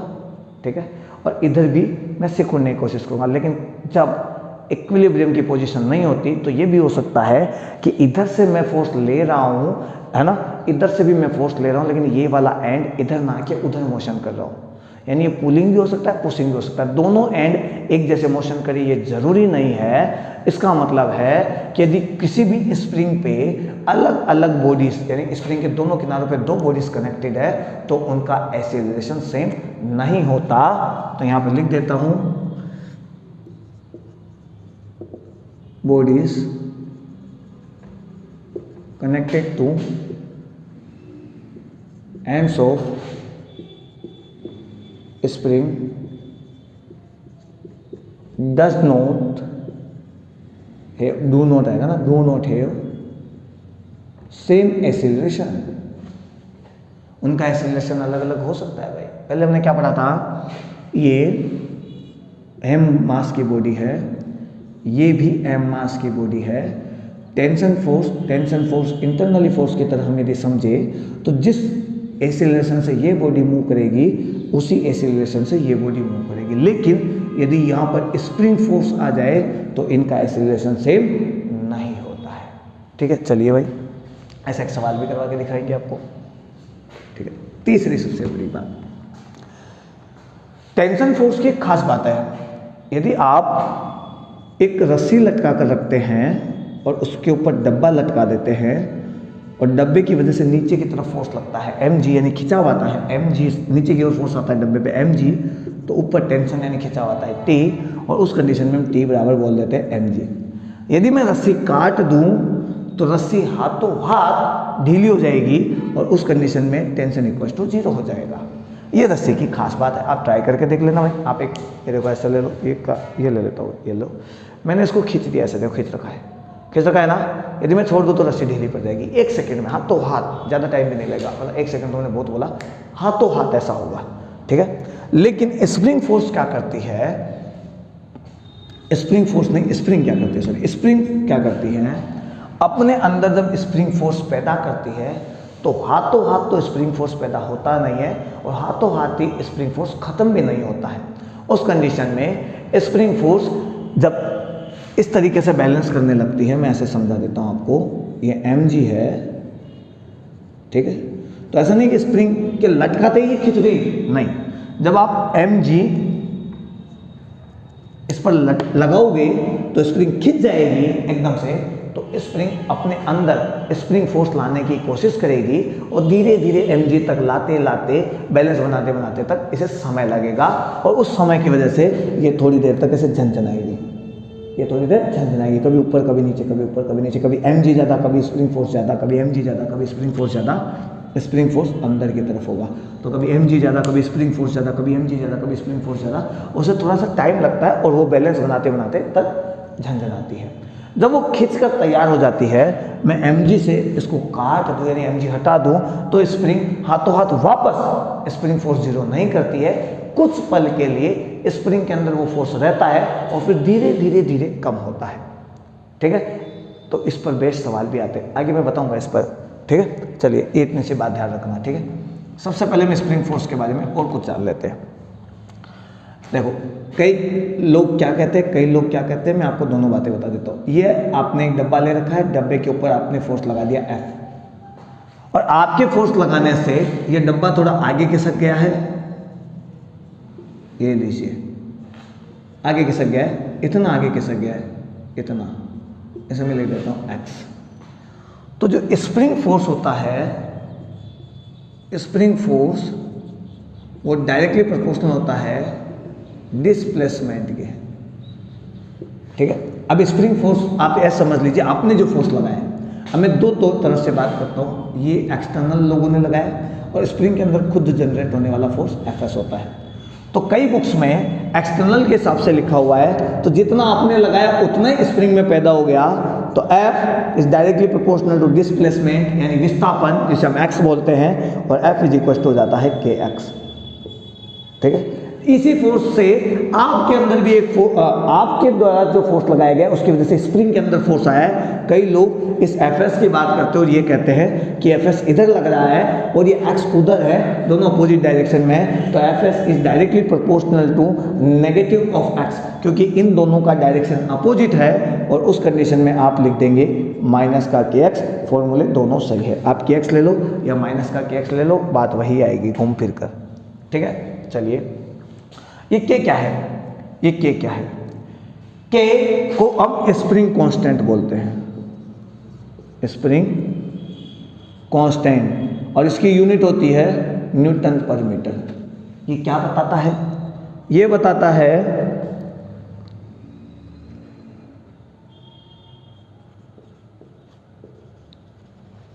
हाउ मच इजी और डिफिकल्ट टू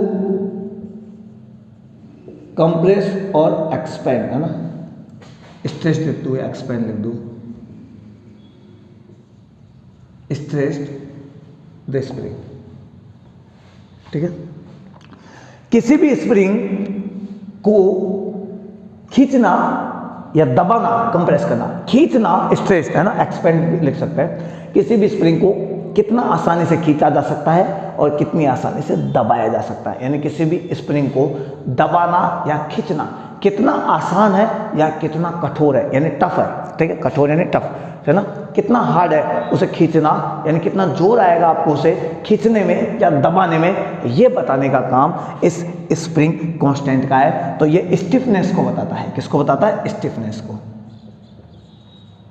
स्टिफनेस कठोरता को, इसको बताता है कठोरता को। स्प्रिंग की कठोरता कितनी है, स्प्रिंग को खींचना या कंप्रेस करना यानी दबाना कितना मुश्किल है, ये बताने का काम करता है ये के। अब ये कैसे बताता है ये भी बात कर लेते हैं हम, तो मैं इसको मिटा देता हूँ। ठीक है, मैंने दोनों चीज़ें बता दी। आप अपना फोर्स बोलोगे तो आप kx बोल सकते हो, स्प्रिंग के अंदर माइनस का kx आता है, बट कई बार आपको स्प्रिंग फोर्स kx के फॉर्म में मिल जाएगा, कोई प्रॉब्लम नहीं है। ठीक है, मैग्नीट्यूड है रे यार, मैग्नीट्यूड तो लिख ही सकते हैं, क्या दिक्कत है, मोड लगा के लिख दो भाई। कई लोगों का जो नीट वाले उनकी यदि फिजिक्स इतनी मजबूत नहीं है तो सिंपल से समझ लो यार, Fs बराबर होता है माइनस का kx, मोड लगा दो, क्या दिक्कत है, kx हो गया, खत्म कहानी। ये मैंने अपनी तरफ से देसी तरीका बता दिया ताकि आप माइनस प्लस में कंफ्यूज ना हो, माइनस प्लस में कंफ्यूज ना हो। माइनस केवल ये बताता है कि स्प्रिंग फोर्स आपके डिस्प्लेसमेंट के अपोजिट पैदा होने वाला है। आप स्प्रिंग को बाहर खींचना चाहोगे तो स्प्रिंग अपने आप को अंदर सिकुड़ना चाहेगी, यदि आप स्प्रिंग को अंदर सिकुड़ने की कोशिश करेंगे तो स्प्रिंग अपने आप को बाहर की तरफ धक्का देने की कोशिश करेगी या बाहर की तरफ फैलाना चाहेगी। यानी स्प्रिंग के पास दोनों नेचर होंगे, पुलिंग नेचर भी होगा और पुशिंग नेचर भी होगा। ये डिपेंड करता है कि उसके ऊपर अप्लाई होने वाला फोर्स किस टाइप का है, टेंसाइल फोर्स है या फिर कंप्रेसिव फोर्स है। टेंसाइल फोर्स होगा तो वो खींचेगा, और यदि वो कंप्रेसिव फोर्स होगा, टेंसाइल फोर्स होगा यानी स्प्रिंग को खींचा जाएगा तो स्प्रिंग अपने आप को अंदर की तरफ खींचने की कोशिश करेगी, और यदि कंप्रेसिव फोर्स होगा यानी स्प्रिंग को अंदर की तरफ दबाया जाएगा तो स्प्रिंग बाहर की ओर अपने आप को फैलाने की कोशिश करेगी। सिंपल सीधी सी बात है। ठीक है, चलिए आगे बात करते हैं। देखिए, चलिए भाई आगे क्लास चालू करते हैं। वो क्या है, थोड़ा काम था और गेट बज रहा था, कोई आ गया था, तो आपको पता ही है सारे काम करने होते हैं। तो एडिटिंग में मैं इसको, वैसे भी आपको पता लग ही जाएगा कि वीडियो यहाँ से पौधों के दूर से जुड़ा हुआ है। ठीक है, बट आते आते काम चालू है। चलिए, तो हम बात कर रहे थे स्टिफनेस की। तो ये जो के होता है ये इन्वर्सली प्रोपोर्शनल होता है लेंथ के, इन्वर्सली प्रोपोर्शनल होता है लेंथ के। इसका मतलब हुआ जितनी स्प्रिंग की लेंथ ज़्यादा होगी उतना ही स्प्रिंग कांस्टेंट कम होगा, और जितना स्प्रिंग कांस्टेंट कम होगा उतनी ही स्प्रिंग की कठोरता कम होगी और उतना ही उसे खींचना आसान होगा। जितनी स्प्रिंग की लेंथ कम होगी उतना ही स्प्रिंग कांस्टेंट ज़्यादा होगा, और स्प्रिंग कांस्टेंट स्टिफनेस यानी कठोरता को बताता है, यानी स्प्रिंग उतनी ही ज़्यादा कठोर टाइप की होगी, ऐसे समझ लीजिए, और उतना ही ज़्यादा मुश्किल होगा उस स्प्रिंग को खींचना या दबाना। ठीक है, तो इसे हम बोलेंगे हार्ड टू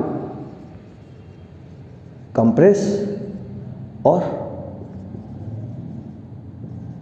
स्ट्रेस्ड, उतना ही हार्ड होगा उसे खींचना या फिर दबाना, कंप्रेस करना। ठीक है, अब देखो कई बार आपको ये जो SLR और ऐसे जो बुक है, प्रदीप है, इनमें भी ये सब मिल जाएगा। ये स्प्रिंग है जिसकी लेंथ है L। ठीक है, चलिए, तो इसका स्प्रिंग कांस्टेंट है K1। आपने क्या कर दी, इसकी लेंथ को आधी कर दी, ये लो भाई आधी कर दी, तो स्प्रिंग कांस्टेंट पे क्या इफेक्ट पड़ा। तो देखो spring constant is inversely proportional होता है लेंथ। ठीक है, तो K1 L1 लिखोगे, आप लिखोगे K2 L2। ठीक है, और जब आप रेशियो निकालोगे तो आप लिखोगे K2 बाई K1, और अपोजिट लिखा है भाई।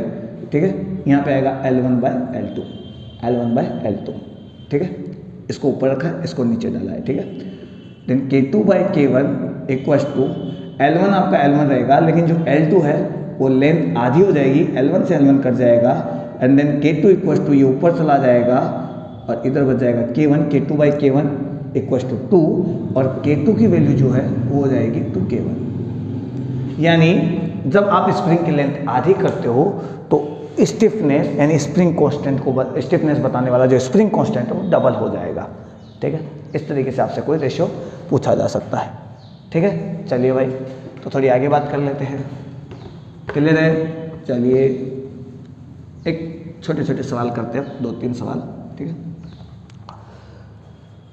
तो बात करें कि भाई ये आपके पास यह डब्बा, और यहाँ पर मैंने एक स्प्रिंग लगा दी है, और यहाँ पर भी मैंने एक डब्बा ले लिया है, यहाँ पर भी मैंने एक डब्बा ले लिया है। ठीक है, इसका एक्सेलरेशन है A, इसका एक्सेलरेशन लेता हूँ मैं A', इसका मास ले लेता हूँ M, इसका भी मास ले लेता हूँ M, और इस डब्बे के ऊपर मैंने फोर्स लगा दिया है F। ठीक है, मुझे A' चाहिए।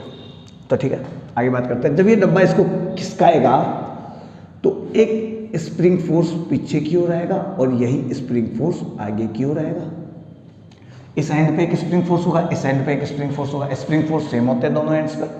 ठीक है, तो इस डब्बे की बात की जाए तो स्प्रिंग फोर्स ही इस डब्बे को आगे की ओर लेकर जाएगा। इसका मतलब यही स्प्रिंग फोर्स की वैल्यू ma हो जाएगी।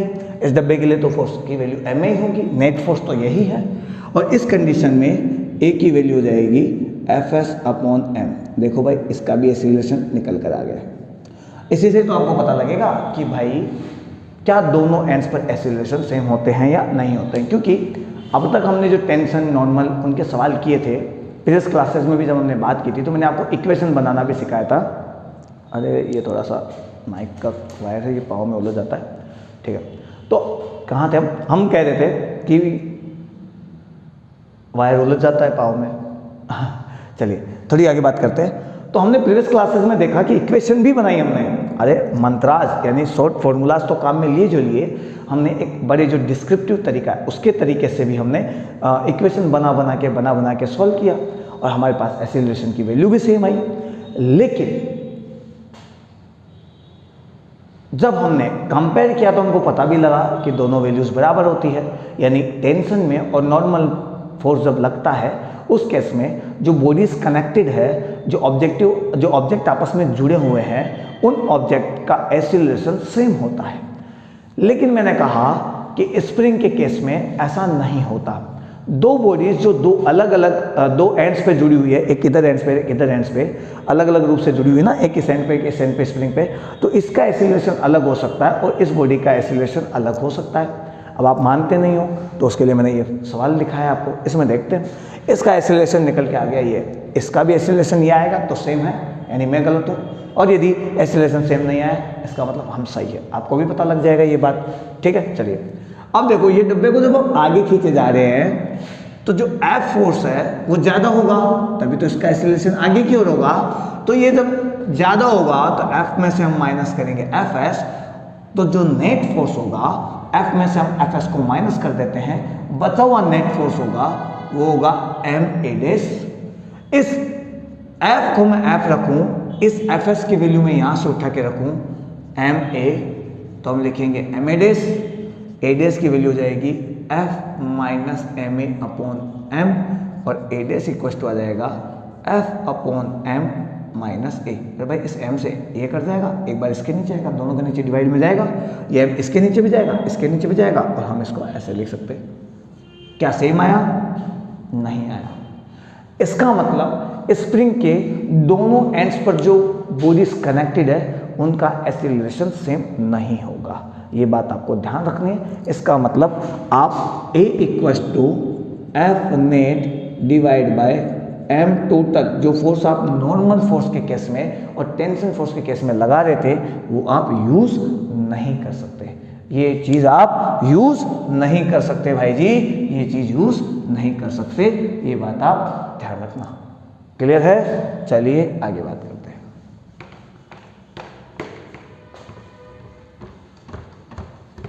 तो ठीक है, आगे थोड़ी सी बात की जाए।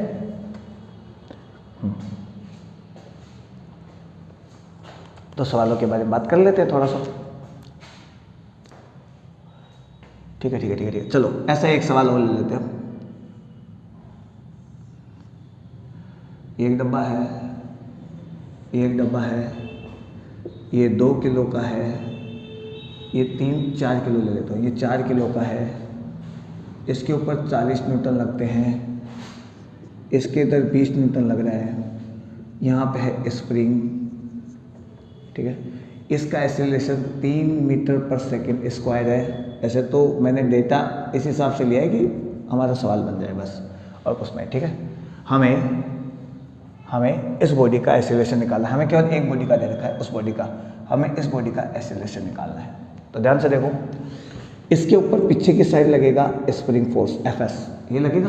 तो ध्यान से देखना, 40 न्यूटन ज़्यादा है किससे? Fs से।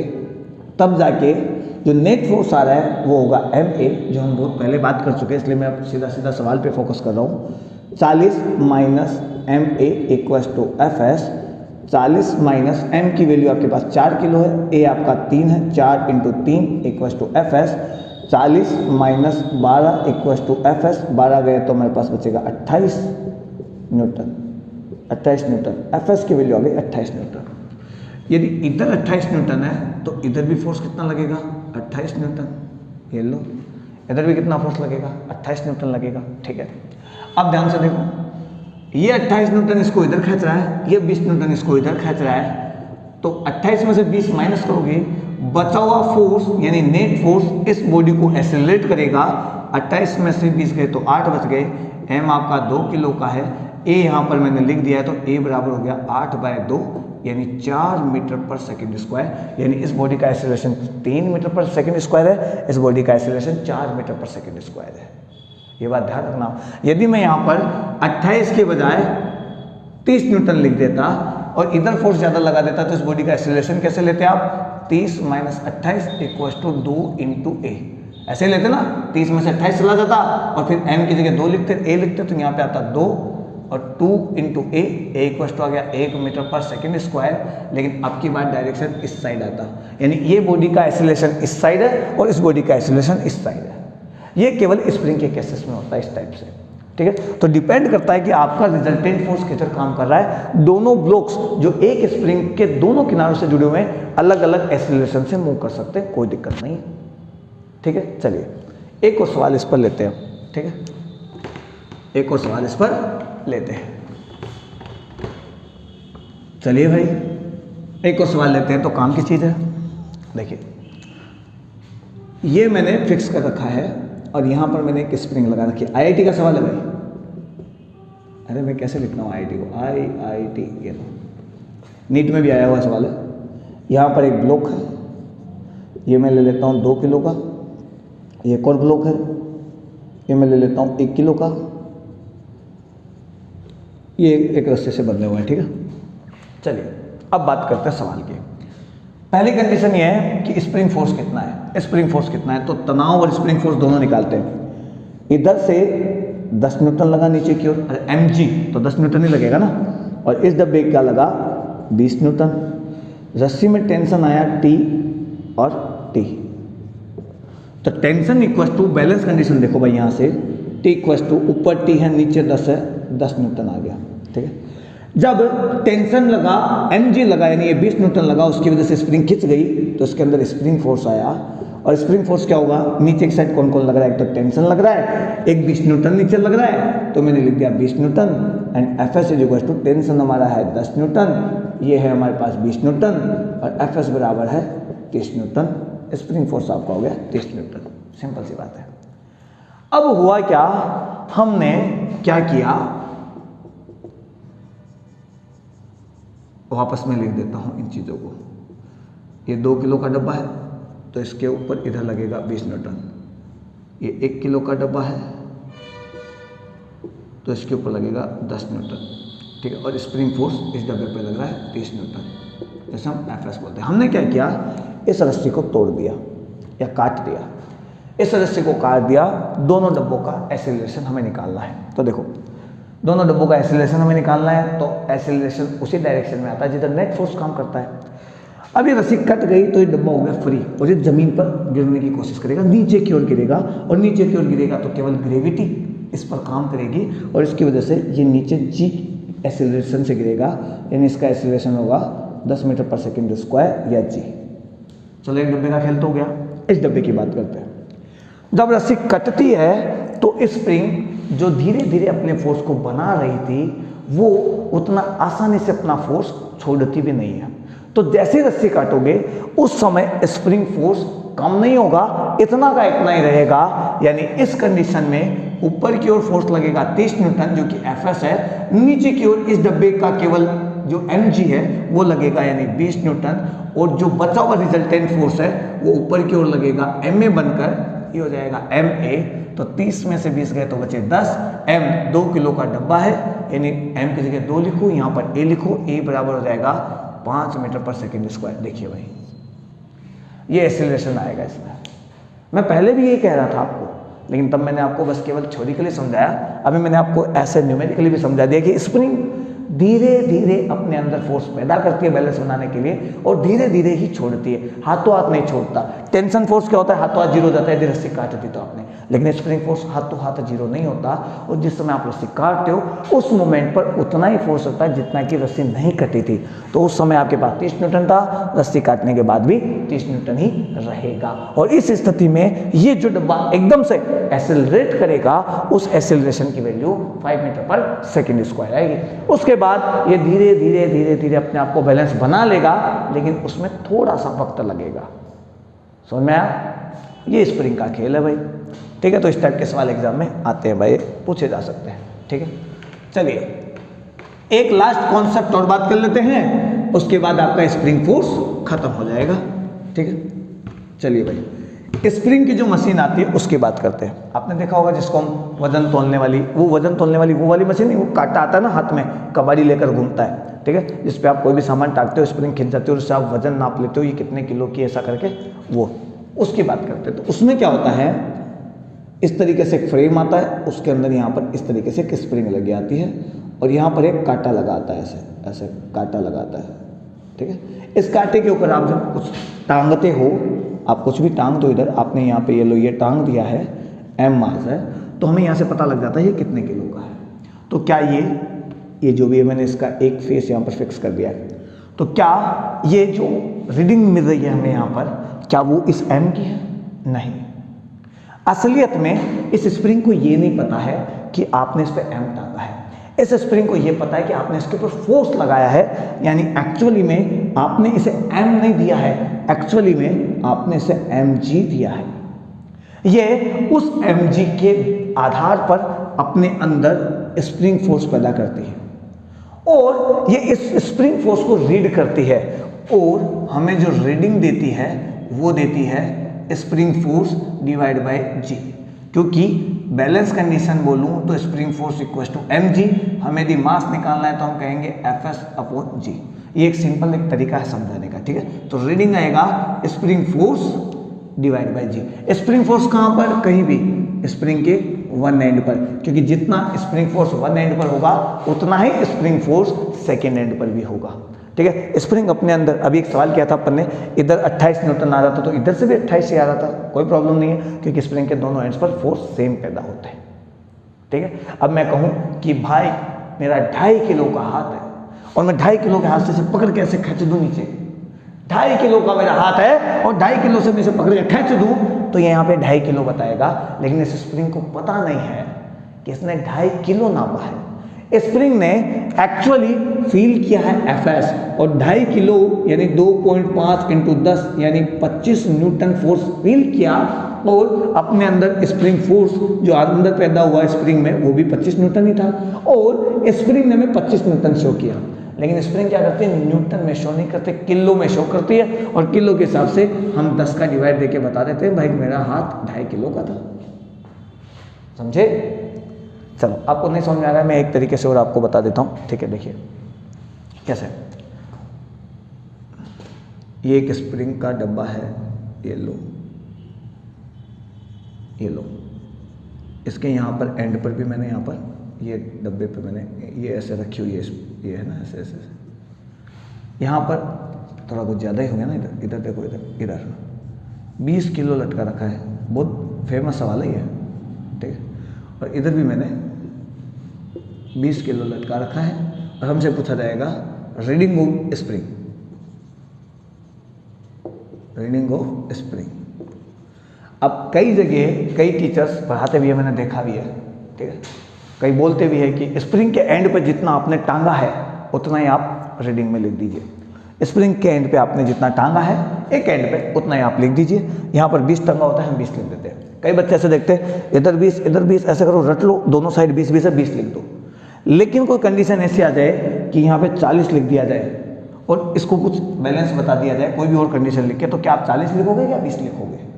ठीक है, तो उस कंडीशन में फिलहाल तो मैं यहाँ 20 लिख देता हूँ, ठीक है। उस कंडीशन में भी क्या करना है आपको, पूरी कंडीशन मैंने डाटा अधूरा बताया आपको, ये हो सकता है कुछ और इसमें सिस्टम दे रखा हो, ठीक है। कई लोग इसको सोचते हैं 20 40 किलो रीडिंग देगा, लेकिन ऐसा नहीं होता है। क्यों? क्योंकि यदि आप 20 किलो यहाँ लगाते हो तो 200 न्यूटन फोर्स स्प्रिंग को फील होता है, ये लो, तो स्प्रिंग के अंदर भी 200 न्यूटन फोर्स पैदा होता है और जो रीडिंग है वो रीडिंग 200 डिवाइड बाय जी यानी 10, यानी मैं यहाँ पे लिख देता हूँ 20 किलो आती है। 200 न्यूटन यहाँ प्रोड्यूस हुआ है तो इधर भी 200 न्यूटन ही प्रोड्यूस होगा। उसके बाद में 40 किलो 50 किलो क्या बैलेंस बनाना है वो अलग बात है, लेकिन फिलहाल इन दोनों किनारों पे 200 न्यूटन ही आने वाला है। यहाँ 40 किलो भी हुआ तो कोई फर्क नहीं होने वाला। हमको यदि यहाँ पर ये हुक यहाँ लगा हुआ है तो हमें यहाँ से देखना है कि भाई इसके ऊपर कितना लटका हुआ है, mg कितना लग रहा है, ठीक है। जितना फोर्स इस पर लगेगा स्प्रिंग फोर्स में उतना पैदा हो जाएगा। स्प्रिंग फोर्स के जो रीडिंग, स्प्रिंग फोर्स की जो वैल्यू आएगी उसके अंदर आप जी का डिवाइड दे दो, आपके पास रीडिंग ऑफ स्प्रिंग जो आपका ये आता है ना, ठीक है, स्प्रिंग मीटर कह दो, कैसे भी कह दो यार, उसकी वैल्यू आपके पास निकल कर आ जाएगी, ठीक है। तो हमेशा ध्यान रखना, वेट मशीन कभी वेट नहीं नापती, वो नॉर्मल फोर्स नापती है और नॉर्मल फोर्स के अंदर हम जी का डिवाइड देके हमारा मास निकाल लेते हैं, यानी एम निकाल लेते हैं, किलो में के हिसाब से हमारा वजन निकाल लेते हैं, ऐसे समझ लो। और ये चीज़ हमेशा ये एम नहीं नापती, ये हमेशा स्प्रिंग फोर्स के अंदर जी की वैल्यू का डिवाइड देने से जो वैल्यू आती है वो नाप के बताती है। और उस कंडीशन में एम जी हम इस पर अप्लाई करते हैं, ना कि एम। हमने तो बोला तेरे ऊपर 2 किलो हमने लगाया है या लटका दिया है, लेकिन एक्चुअली हमने इसके ऊपर 20 न्यूटन का फोर्स लगा दिया है। 2 किलो नहीं लगाया, हमने इसके ऊपर 20 न्यूटन का फोर्स अप्लाई कर दिया है। तो थोड़ा इन बातों को गौर से समझिएगा, ठीक है, इन बातों पे फोकस करिएगा क्योंकि यहाँ से सवाल बनते हैं। तो आज की क्लास नॉर्मल फोर्स की हो गई, स्प्रिंग फोर्स की हो गई, ठीक है। इन दोनों से रिलेटेड हमने क्वेश्चंस भी कर लिए, समझ भी लिए, इंपॉर्टेंट क्वेश्चंस भी हो गए हमारे। प्रीवियस ईयर्स के जो मैंने आज क्वेश्चन कराए हैं वो सब प्रीवियस ईयर्स में आए हुए हैं, वो भी हम डिस्कस कर चुके हैं, कॉन्सेप्ट डिस्कस कर चुके, मंत्राज डिस्कस कर चुके, हर टॉपिक को ढंग से समझ चुके हैं। अब यदि आज की क्लास में आपको मजा आया है तो कमेंट कर दीजिएगा। कोई जरूरी नहीं आप सब्सक्राइब करो, फॉलो करो, लाइक करो, नहीं, कोई दिक्कत नहीं, कमेंट करो, बस आपके कमेंट का बड़ा बेसब्री से इंतजार है, ठीक है। और मैंने आपको कहा कि फॉर्मूला बुक मैंने अपने टेलीग्राम चैनल पे जो सेंड कर दी है, वहाँ पे मैंने अपलोड कर दी है, तो आप डिस्क्रिप्शन में जाके टेलीग्राम ग्रुप ज्वाइन कर सकते हैं, ठीक है। वहाँ से आप फॉर्मूला बुक को डाउनलोड करिए और फॉर्मूलाज लिख कर पढ़ लीजिए, क्योंकि फॉर्मूला बड़े मायने रखते हैं। आपको फॉर्मूला याद होने चाहिए ताकि आप यदि कॉन्सेप्ट क्लियर है, फॉर्मूला याद है, तो फटाक से सवाल कर देंगे, ठीक है भाई। चलिए, तो नेक्स्ट क्लास हमारी बेस्ड होने वाली है फ्रिक्शन पर। नेक्स्ट क्लास हमारी बेस्ड होने वाली है फ्रिक्शन पर। तो friction class most important class होगी, वन शॉट क्लास होगी, क्योंकि पूरी क्लास में हम पूरे फ्रिक्शन से रिलेटेड सवालों पे डिस्कस कर लेंगे, ठीक है। तो मोस्ट इंपॉर्टेंट क्लास है, सब्र रखिए, ठीक है, पढ़ना चालू रखिए। अगली क्लास धुआंधार धमाकेदार लाने वाला हूँ मैं आपके लिए, ठीक है। उसके लिए मैंने कंटेंट तैयार कर लिया है। नेक्स्ट क्लास जब रिकॉर्ड होगी मज़ा आ जाएगा आपको, ठीक है। फ्रिक्शन से रिलेटेड जितने भी सवाल है, सारा कन्फ्यूजन आपका दूर हो जाएगा, ठीक है। ये मैं गारंटी के साथ कह सकता हूँ, ठीक है। तो दीजिए आज्ञा, नेक्स्ट क्लास में हम फिर मिलेंगे। जब तक के लिए जय हिंद, जय भारत।